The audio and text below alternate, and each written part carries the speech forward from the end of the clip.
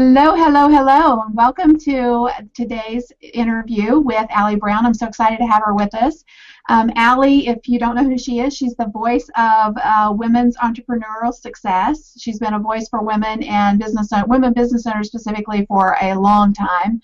As founder and CEO of Allie International, she has created an Inc. 500 ranked global enterprise devoted to empowering women entrepreneurs.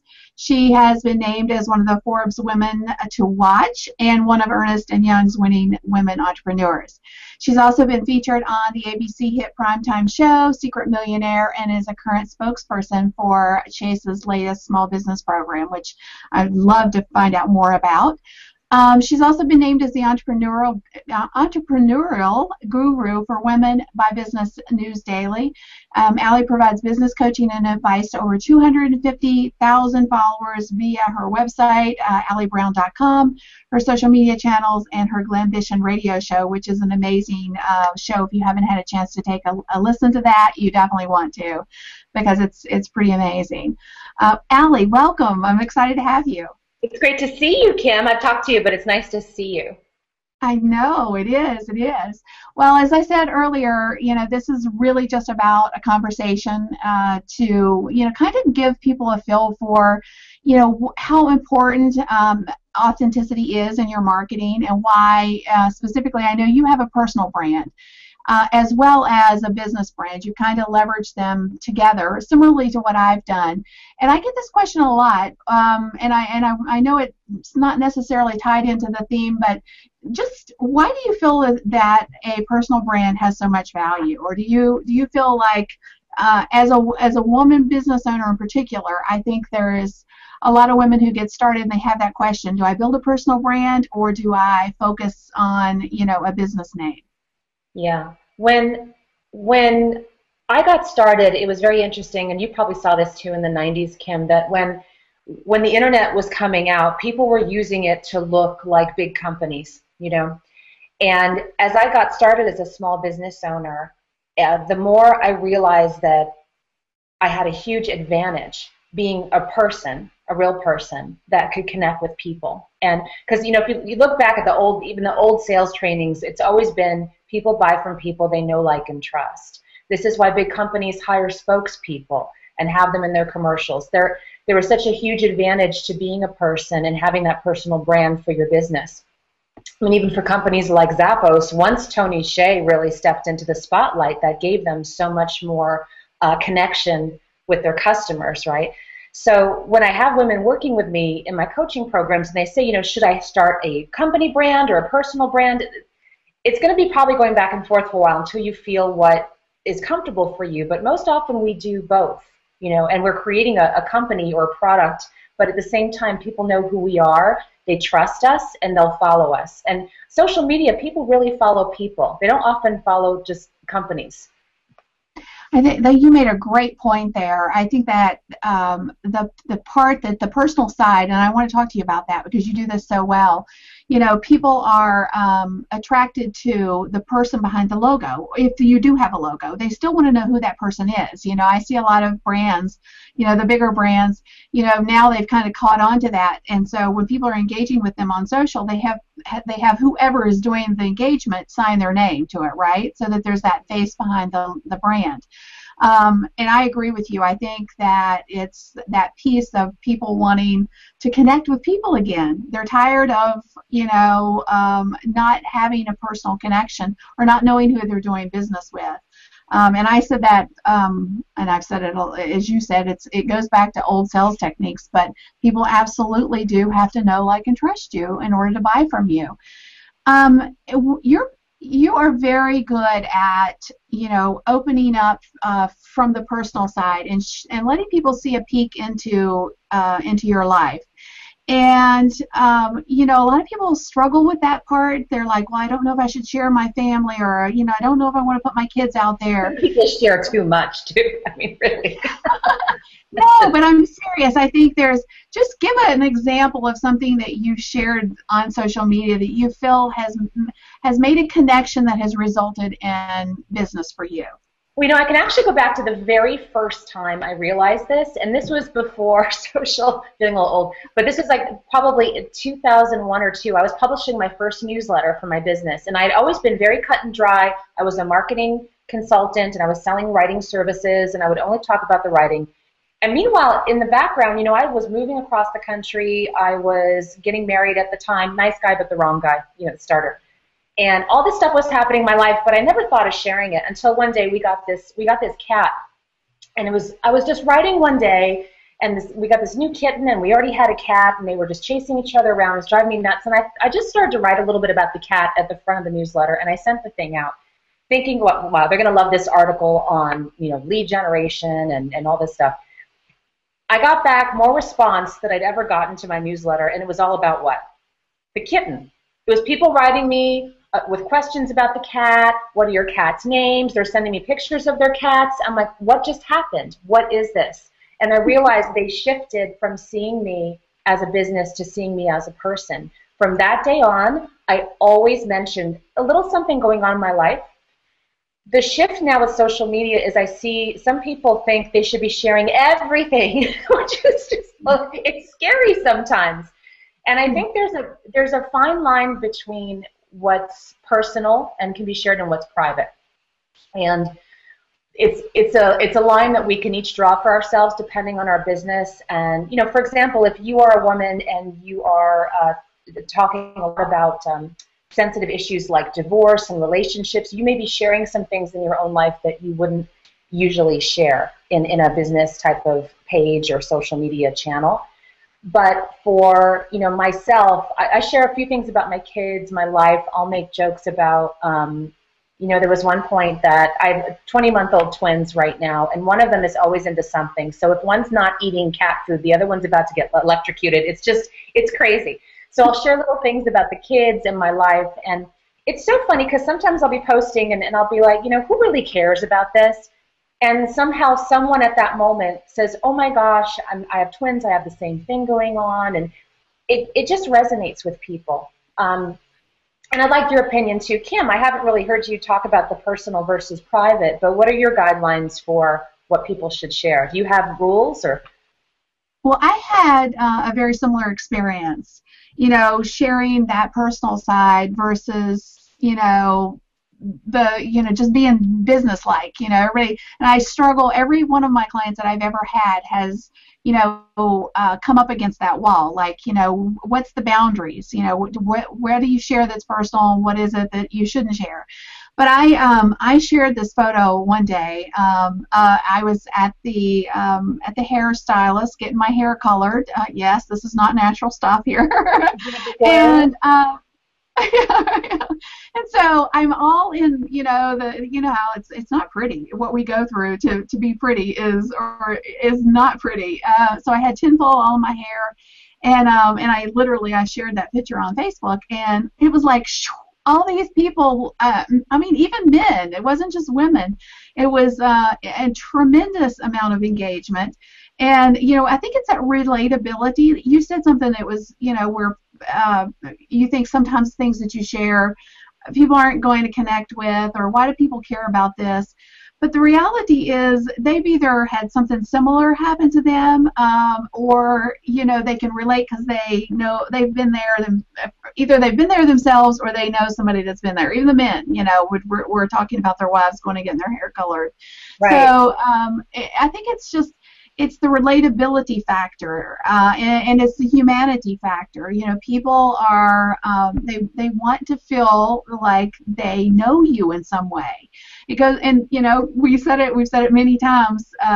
People buy from those they know, like, and trust. So showcasing that humanity and letting people connect with you on a human level, in my opinion, is very important. Whether you are whether you're a person, a personal brand, or whether you're a big business. The differences in that and how you share is still, it's very different. Obviously, if you're a business, then if you're Starbucks, you share differently than you would if you're a personal brand like we are. I share my kids, you share yours. I share things that I like, things that I don't like. But at the root of it, I think it's the reason that people connect around that is very similarly to when you're in a social setting. When you talk to people in a social setting, you find, if you've never met them before, you find some common ground. You find things that you both care about, so that you have something to talk about, right? It's so true. When you're in a business event, if I was sitting next to you and I didn't quite know what to say, I'd be like, "Oh, I love your dress. That's so pretty," and just get some conversation going. And that's what kind of, it's just human. It's conversation, and I think that's what we need to remember. Social media is. It's this ongoing conversation where for your business, it's a mix of positioning and credibility with a bit of vulnerability. I think that is really the magic connection, and credibility with vulnerability. You're not going to have business success if you leave out the credibility, and you're not going to have connection if you leave out the vulnerability. So they're both very important. And we'll talk a lot about authenticity, and it's the most, it's a buzzword, it's getting overused. Actually, I just picked up the latest issue, you've got to pick it up, of Harvard Business Review, which is not something I subscribe to, but it was actually at Whole Foods. And they get you at the magazine. Well, actually, I have to admit, I was looking at People, and it was right underneath it. So I'm looking at People and something stupid about the Kardashians, and I'm like, oh, what's going on? And then I look down, it's Harvard Business Review, and it is, it's called actually the problem with authenticity. And what's interesting is they're talking about how in the corporate world, which is very different than not entrepreneurial, in the corporate world, people are seeing that as a free ticket to share anything on their mind with their teams, and how they're scared about the business and their job, and people are losing leadership qualities because they don't understand what authenticity really is. And so it's an interesting look at the flip side of it, and how in a business environment, so if you have a business online, you need to be continually sharing your thought leadership in your area, and be sharing your opinions on your expertise and people you've worked with and what you think is happening. People are desperate for leadership right now. There's so many people saying the same thing. If you have something you really want to stand for, you need to say it. You also need to be ready for people to not agree with you, even on basic things, like common sense things. People will write mean stuff, weird stuff, and that's kind of the that comes with this, that when we're posting something and that means a lot to us, and someone will not just disagree but write something mean, you have to know that comes with being a leader, and that comes with some of this.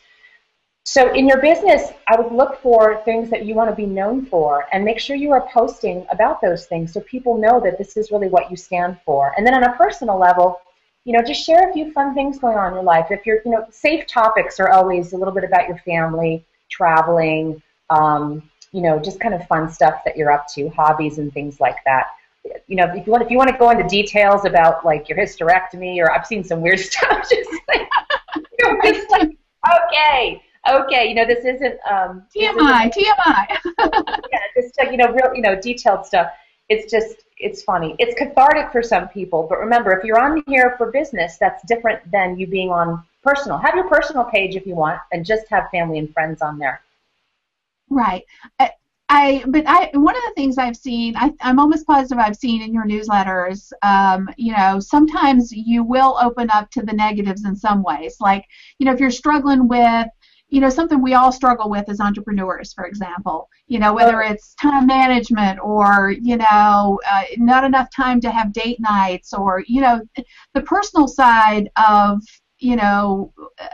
owning a business. So do you feel like that? I mean, I think that is again a relatability factor. People get that. They can totally, they don't feel like they're alone.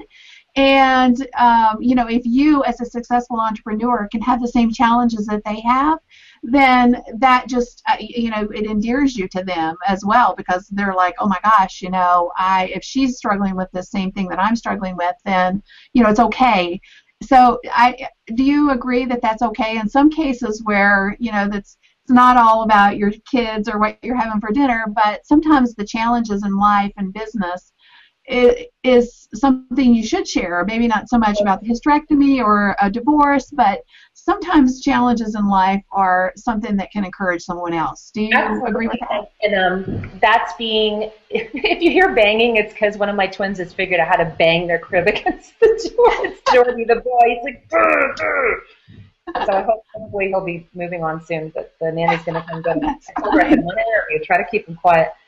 When you have, that for me, that's kind of become who I am. That's kind of become my brand, is that I have something to stand for. I have leadership to share. I have expertise to share. But I'm on this journey with you. And I'm always on the journey. And I'm always changing. I'm succeeding. I'm failing.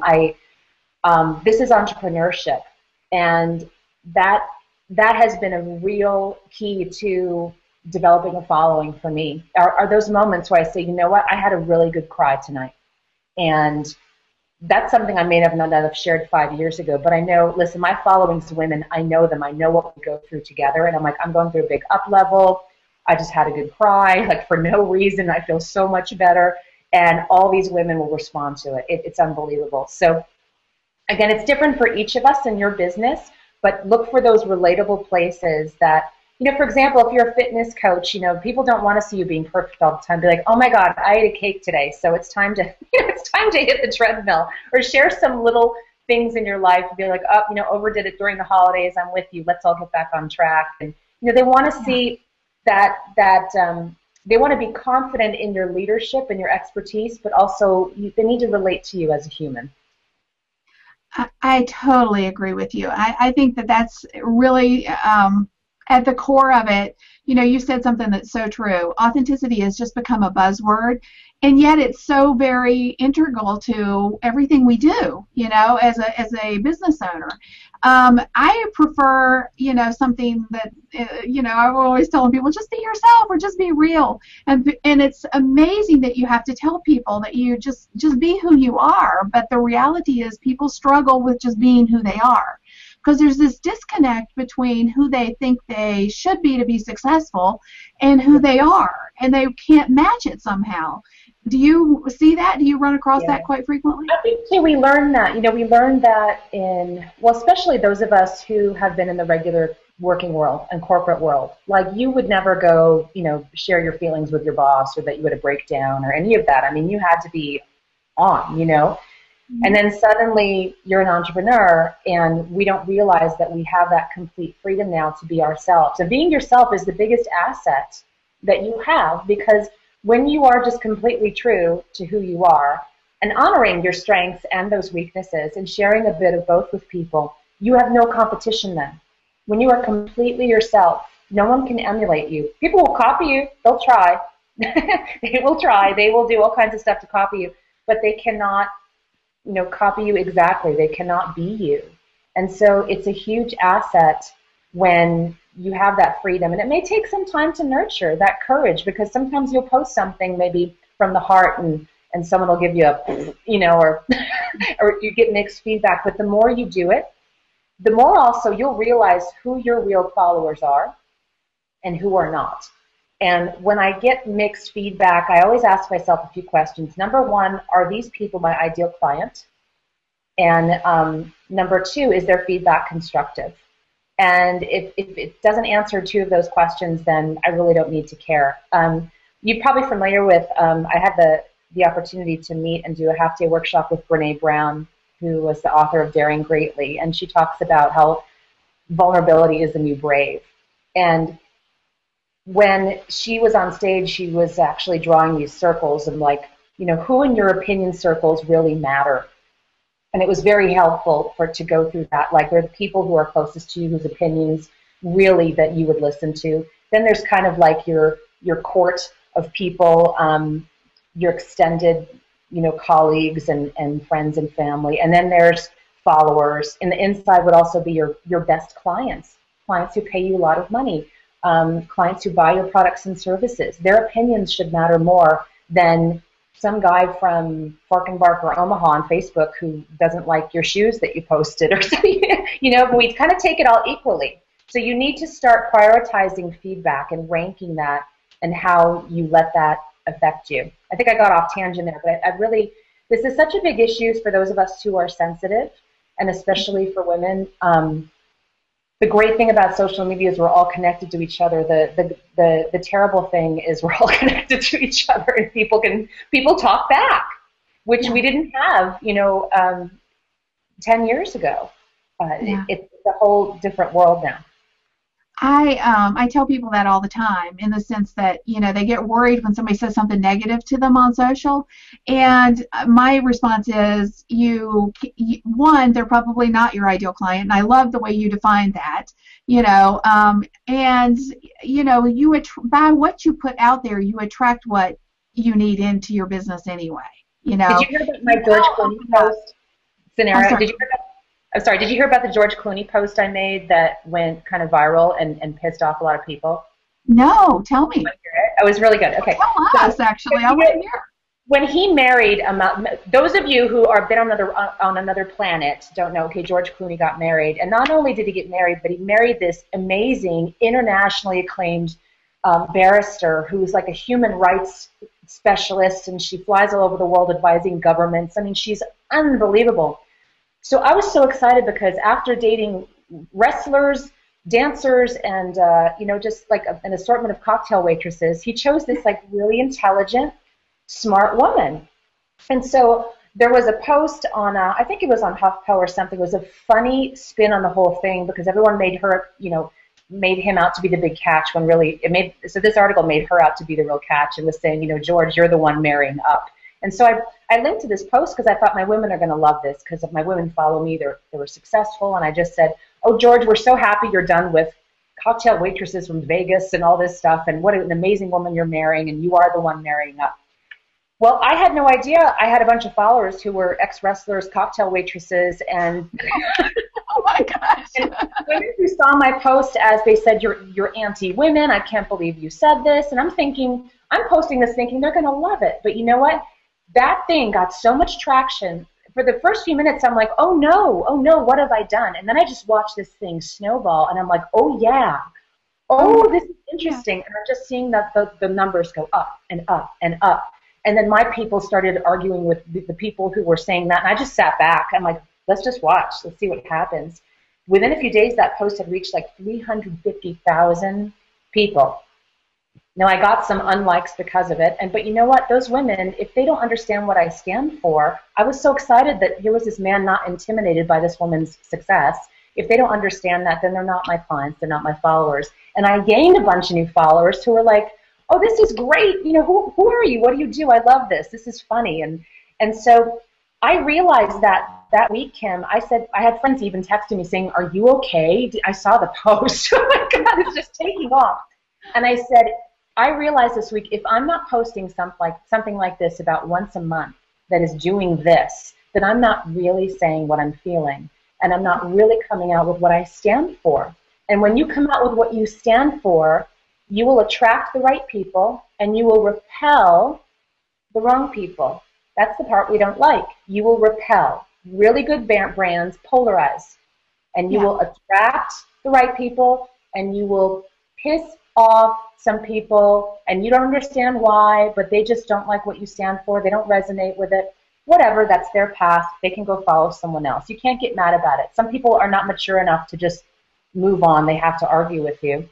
But it was a great example of seeing, I got so nervous at first. I'm like, oh no, and then I'm like, oh yeah, this is great. And because I said, is this something that I stand for? And I'm like, yeah, it is. So I went with it. And I think that's probably the best example I've heard lately of just being who you are and being okay with it. Sometimes, when stuff like that happens, when it first happens, you made that, you said that right at the beginning where you're just like, oh my gosh, you had that panic feeling of what have I done? Right? So sometimes you get that panic feeling and you're like, well, I've got to delete this before it gets out of control, right? And the reality is that, exactly what you said. You're going to, of course, get the haters that don't agree with what you have to say, and that's okay. You got to let that be okay because it's okay for each of us. That I tell people all the time, or several times. I've had this conversation recently with different people about of all the good things that social media has brought our way, the bad part, honestly, about social media is that it has polarized us a lot more than we ever were and have been before as a society. You know, people gravitate to people who think and speak the way that they believe, and they have less tolerance for viewpoints that are not their own. So, but that's okay. It's just a part of where we are. And the good part about that is exactly what Ali said, is that the fact that you attract the right people into your business, and the wrong ones go about their way and they find somebody else to do business with, and that's okay too. There's plenty of business out there, and by virtue of being who you are, while you get rid of a few, you also bring in a lot more, right? I mean, it just is the way it works. Exactly. Well, let me ask you, of all the entrepreneurs that are, out there listening, because I think the majority of your audience specifically, and certainly a lot of mine, are entrepreneurs. But if you could give them like just one tip that would help them show up, be themselves, and ultimately be able to increase their revenues, what would you say to them? On social media or just in general? Yeah, I think in general, because I think if you can, in general, embrace whatever that is, I don't know what you're going to say, but I think it starts with in, and then it comes out in whatever you share on social media. I would say whatever probably brings up the most hesitation or fear for you to share online, like opinions, is probably exactly what you should be sharing. Mm-hmm. When I have something and I'm like, oh, I feel like I need to say this, but I'm going to irritate some people, I know that this is what I need to say. This is what I stand for. And most often, for women especially, because business is so personal, this is the best personal development tool in the world, is starting a business, because this will bring up all your issues. This will bring up you speaking your truth, sharing your opinions, and standing behind them. This will bring up your self-worth. Our whole life we invest in other things, and in funds, and we give money to the bank, and we invest in real estate and all this stuff, but suddenly we're investing in ourselves. Suddenly we're banking on ourselves and what we think and how we feel and what we want to give. And it brings up all this stuff that if you are emotional, if you are experiencing fear around this is normal. And it still comes up all the time. I know for women of many different levels. I work with women managing up to $26 million in sales with their teams, and this stuff does not stop. So, I know you're probably all sick of hearing this, but to get comfortable with being uncomfortable, but it becomes a new way of being, and you just being confident in who you are and what you have to share with the world. And that's why you're here, and that's probably why you're in business. I'm always telling people, make fear your BFF.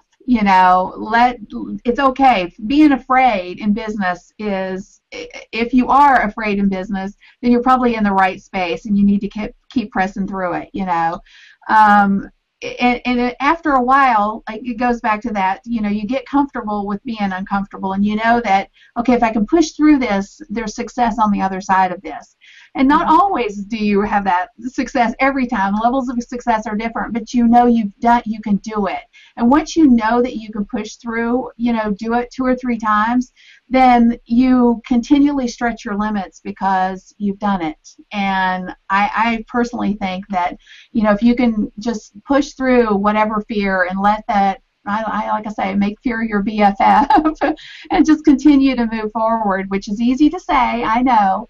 But I think that that's an important part of, moving you and your business. And like you say, for women in particular, I think that we're a little bit afraid to let some of these things that we feel and stand for out there, because, what if somebody doesn't like us, right? And to make decisions, to trust ourselves to make the right decisions. And, in childhood and school and even in corporate, we're kind of allowed to make decisions, but it's within a box, right? We're not just given this full reign. And so when you start a business and you realize suddenly, oh wait, there aren't really any rules, and I have the power to really do whatever I want, and it's overwhelming. It's overwhelming for people, and we suddenly have to trust ourselves to make the right decisions. So the best thing is, get as much information as you can. You want to make educated decisions about your business. You want to invest in the right things. You want to get good training and coaching from people like you, Kim, and people like me. But from there's a level that you get to, and you can only follow the formulas for so long, and then you really just have to step out and trust you and follow your path. Yeah, be you. I think that's so important. Let's wind up with just a little fun. Can you tell us something about yourself that not many people know? Let's see. In my 20s, many people look at what I do now and they think like, wow, you must have always known that you wanted to be an entrepreneur. And no. My 20s, though, I tried everything because I was trying to figure things out. And this is good news for those of you who are doing like 10 different things right now, that I was working full-time at a publishing company. I was teaching step aerobics. Do you remember that? Oh, yeah. Over the and top. They still have one of those steppers, I would do anything for extra cash. So I'm teaching, step classes. I had joined some network marketing company. I was selling vitamins off the back of my bicycle. I mean, I was obviously searching for something. But that's part of the fun, I think. So, I look back in those goofy times that I was running around. I also modeled for Reebok and like did some fun. I just do any job. Oh, I could go model sneakers. That's like $50. Here I am. I would just do it. Say yes a lot, and then you'll start feeling what you want to say no to, and then where you're really supposed to be going. It took me longer than people realize. I'm 43 now, and I walked out of my last job when I was 28.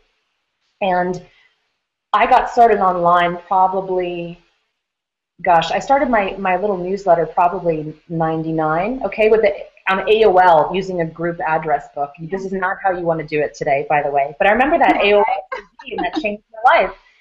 And then, in 2003 is when I started really getting online, and I was starting to sell my first ebook.